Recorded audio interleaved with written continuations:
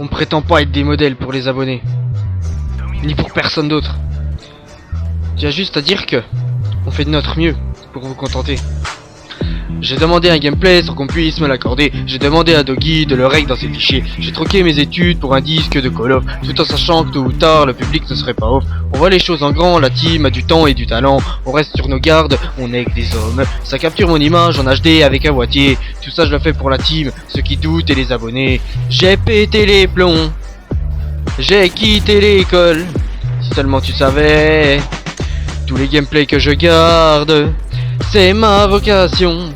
J'ai pété les plombs sans abandonner, histoire de connexion. Plus de freebox, plus de malédiction. Dorénavant, jouer à Call of, c'est ma vocation. Ma vocation. Azoskizo ma gueule, toi tu sais. J'espère que vous allez bien les amis, parce que moi après ces 2-3 punchlines ça va plutôt pas mal. Donc soyez indulgents vers mon niveau à rapper, à chanter, tout ça, parce que j'ai quand même passé du temps à écrire les paroles et avec ma voix, je voulais vous proposer quand même quelque chose de sensé. Donc s'il vous plaît, je clame votre indulgence. En tout cas, j'espère que vous apprécierez au moins les paroles de cette petite intro de vidéo qui change pas mal de ce que vous avez vu jusqu'à maintenant. J'ai essayé de créer une petite originalité, donc j'espère que vous apprécierez, dites-moi dans les commentaires. D'ailleurs dans la team aussi il y a Doggy qui chante vraiment très bien, je trouve, moi perso. Allez voir sur sa chaîne personnelle, vous verrez par vous-même. Et pourquoi pas lui demander une petite intro en chant et en guitare acoustique. Oui, parce qu'il joue avec une petite guitare sèche. Donc ça pourrait être sympa. Bon, maintenant place au gameplay. Donc c'est un gameplay de Rise Tiger. Eye of a Tiger. Vas-y Rocky, t'as plus dans le bide. Bref, petit aparté délire fini. Donc c'est une très bonne partie de sa part. De toute façon, s'il avait fait un 4-17 les gars, j'ai envie de dire, on vous l'aurait pas proposé, étant donné que le mercredi c'est le gros gameplay. Y a plus de surprise, je veux dire. Donc voilà, on va tout de suite s'intéresser à sa classe. Space 12 chargeur grande cap avec le petit camouflage bling bling parce que c'est un beau gosse. En secondaire, il a le Magnum couteau tactique, le C4 immortel histoire de sortir un petit clip pour le top 5, j'ai envie de dire. Le radar portatif en tactique. En atout, ça se passe. Oh le jeu, oh putain, oh les gars, le jeu de mots. Vous l'avez entendu? Énorme blague. Passons. Donc passe-passe en atout 1, assassin et visée solide bien sûr. Il utilise spécialiste, ce qui est tout à fait normal, j'ai envie de dire, quand vous voulez faire une tentative mob. En premier atout débloqué, il a donc condition extrême, histoire de rusher comme un porc sur les ennemis sans les laisser respirer. En deuxième atout, il dispose de PR. Ce serait dommage de tomber en rate de cartouche quand même, hein. Même si j'estime que pour un pompe débloqué quand on débloque spécialiste est largement suffisant, mais ça n'engage que moi bien sûr. Et en troisième petit atout, détermination. Et oui, on sait tous que on fait pas mal d'hit marqueurs aux pompes, donc d'assistance forcément, et comme 2 assists c'est égal à 1 kill en déterme pro, et ainsi de suite, ça peut vraiment être très utile. Donc vous allez voir qu'à certains moments il va avoir très chaud au cul durant ce gameplay. De toute façon, pour faire une mob il faut du skill, de l'expérience de jeu et de la chance, hein, on va pas se le cacher, hein. Si vous avez pas de chance, vous sortirez pas de mob, c'est clair et net. Vous pouvez aussi remarquer qu'il jouait tout seul, et oui, là j'ai aussi capable de sortir des gros gameplays quand on joue pas en team. Donc j'ai envie de vous parler des fusils à pompe durant ce commentary, parce que c'est le bon endroit au bon moment, j'ai envie de dire. D'ailleurs je vous conseille pas de mettre chargeur grande cap comme Tiger a fait, car ce fameux bug il a été patché. Et donc avec poignée vous faites beaucoup moins d'hit par cœur vu que ça allonge la portée de votre arme. Donc je vais vous poser une petite question et je vais vous demander d'être particulièrement actif dans les commentaires s'il vous plaît les gars. Ça me ferait plaisir en plus. Donc que pensez-vous des fusils à pompe sur ce Modern Warfare 3 comparé aux fusils à pompe des autres Call of? Donc tout le Call of confondu. Donc j'entends par là leur efficacité générale dont ils sont dotés in-game. Donc je vais vous comparer 2-3 armes similaires, notamment dans ce petit commentary. Je vais vous reprendre chaque code aussi pour essayer de vous faire une comparaison assez bonne. Donc sur code 4 et code 5, car pour moi ces deux Call of ils étaient quasi identiques niveau fusil à pompe dans l'efficacité in-game qu'ils avaient. Donc le pompe n'était pas vraiment puissant, mais c'est grâce à la manière dont étaient faites les maps que l'on pouvait sortir pas mal de feed. Parce que dès que vous êtes à une vingtaine de mètres sur ces deux Call of là, je peux vous assurer que l'ennemi vous le touchez pas, hein.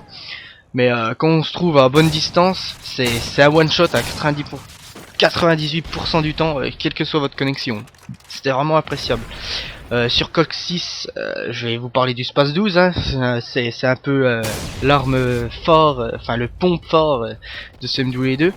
Donc un pompe surpuissant mais aléatoire, je m'exprime. Des fois le canon dans la bouche de votre adversaire, vous allez faire un hit marqueur, mais toutefois vous avez toujours le temps de pouvoir lui mettre une deuxième cartouche malgré le temps que... à cause du mécanisme à pompe justement.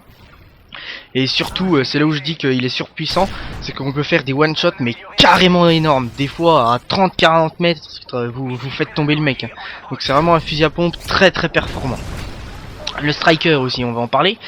Le striker dans MW2 très peu utilisé comparé à Modern Warfare 3.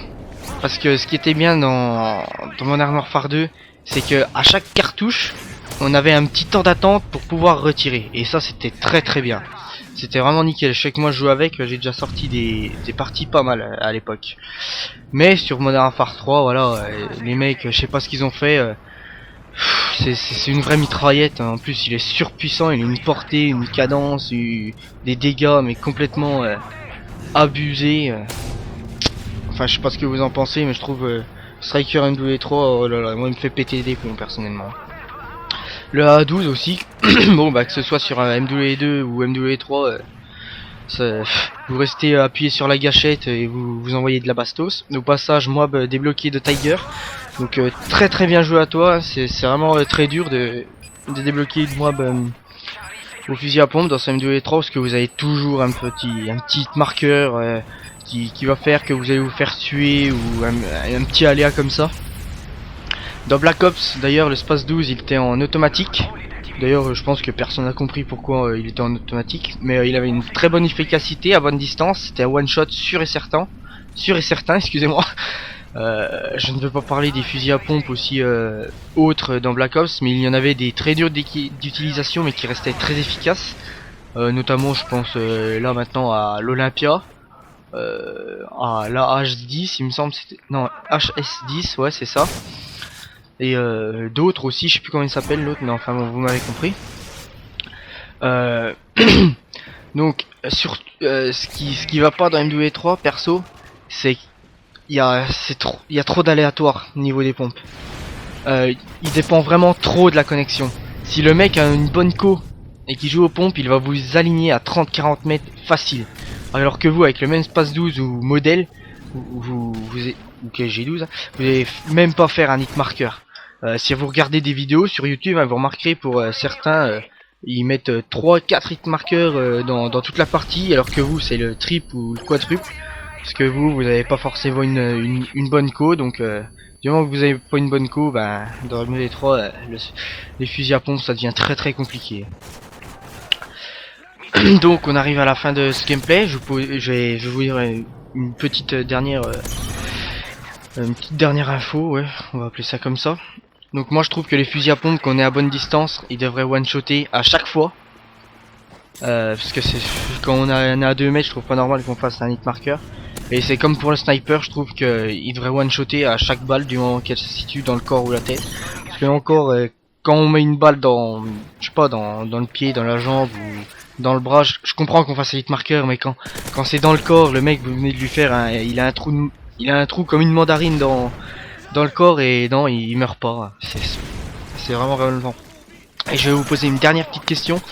J'aimerais savoir quel est votre top 4 fusil à pompe de tout Call of Duty confondu. Donc par exemple, je sais pas, le Space 12 MW2 en premier, en deuxième l'HS10 de Black Ops, en troisième le W12000, il me semble que c'est ça, de Code 4. Enfin voilà, comme vous avez compris, donc le top 4 fusil à pompe de tout Call of confondu. Donc voilà les amis, on arrive au fin de gameplay. Donc vous avez vu, c'est vraiment un très très bon gameplay de la part de Tiger, hein.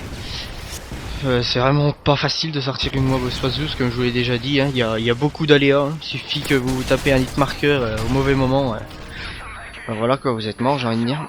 Donc sur ce les gars, je vais vous laisser sur un score de 49-6 de la part de notre ami Tiger. Donc merci à lui pour ce gameplay, ça m'a fait plaisir de le commenter.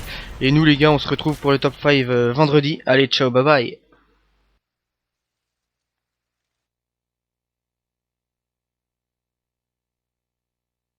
revoir.